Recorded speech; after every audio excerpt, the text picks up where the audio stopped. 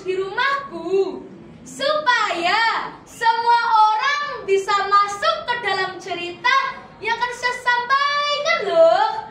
Judul ceritanya adalah Cinde dan Kentang Terlarang. Sudah siap belum? Sudah. Aduh, perutku sakit sekali.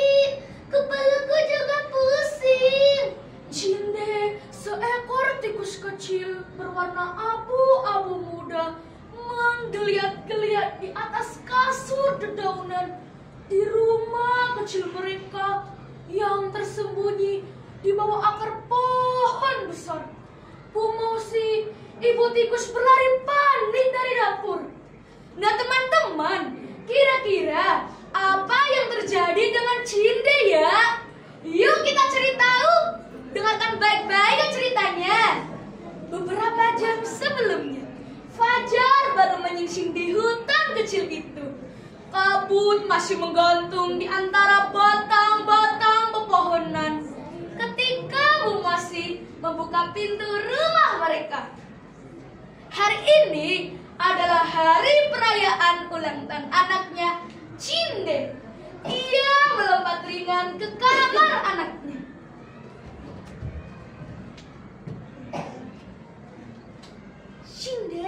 Cinde, bangun sayang. Bangun pagi itu sehat untuk tubuh kita, agar kita bisa menghirup udara segar. Aku masih ngantuk, Bu. Aku mimpi makan keju susu lapis 3, Bu. Jangan ganggu, Bu. Akhirnya Bu Mosi menarik tirai jamur penutup jendela. Keren, lihat Cinde, matahari sudah tinggi. Ayo bangun, bangun. Aku masih ngantuk, Bu. Gumam Cinde. Namun ketika Bu Mosi berkata, kalau kamu bangun, ibu akan masak donat kentang dan perkedel yang enak dan bergizi.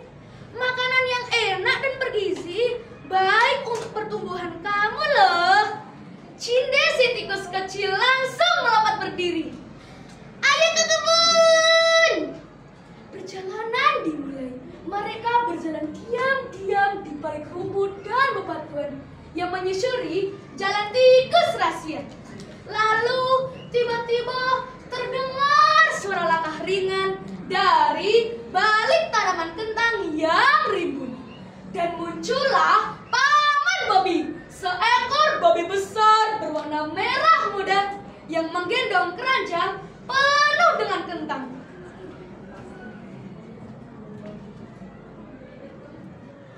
Ho ho ho ho, selamat pagi Cinde. Ho ho ho ho, aku baru saja panen kentang dari ladang. Wah, banyak sekali. Ada yang manis sekali. Aku sudah coba banyak di sana. Wah, enaknya luar biasa. Mendengar perkataan Paman Bobi, Cinde pun menjadi penasaran. Benarkah itu, Paman Bobi? Ho ho ho, coba saja sendiri, ucap Paman Bobi sambil berlalu pergi. Ketika sampai di kebun, Pak Tiko langsung berdiri di hadapan anaknya. Ingat, jangan ambil kentang sembarangan. Para petani sudah meletakkan kentang jebakan yang sudah diberi racun. Cinde mengangguk, tapi begitu Pak Tiko dan Bu Mosi sibuk memilih kentang terbaik. Cinde melihat salah satu kentang yang terlihat menggiurkan. Wah, kentang ini besar sekali. Kelihatannya lezat.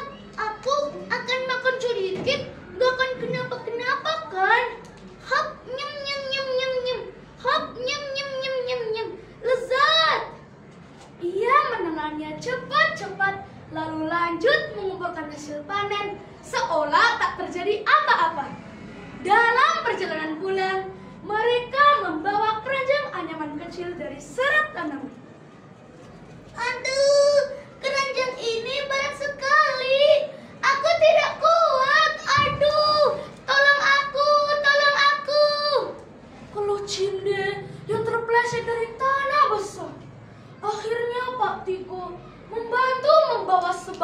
kentang agar mengurangi bebannya. Mereka pun melanjutkan perjalanan. Tiba-tiba Cinde berteriak panik. "Ah!" teriak Cinde. Pak Tiko bergegas menghampiri Cinde. "Ada apa, Cinde?" Itu, Paman Bobby. Ayah, lihat. Ia tidur di tengah jalan. Mulutnya penuh dengan busa. Astaga, jangan-jangan Paman Bobby pingsan. Ayah akan mencari bantuan.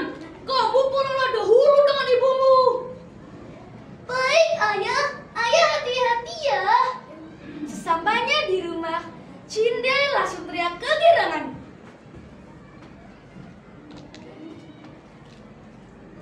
Donat kentang, donat kentang. Aku mau perkedel kentang juga. Masakan ibu selalu yang terbaik. Oke, sekarang Cinde bantu ibu mengupas kentangnya ya. Mereka tertawa bersama sambil mengupas kentang dengan gigi mereka yang sangat tajam. Tapi tidak lama kemudian wajah Cinde mulai pucat.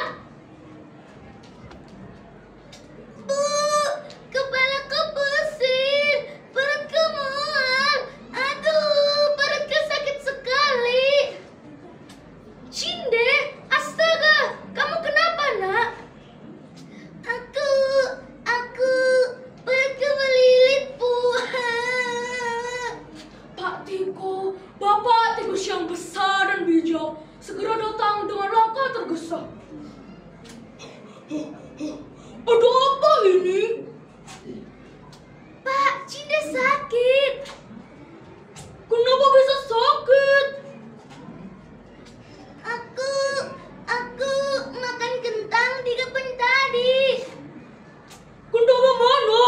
Di kebun manusia itu? Cinde mengangguk perlahan, takut-takut.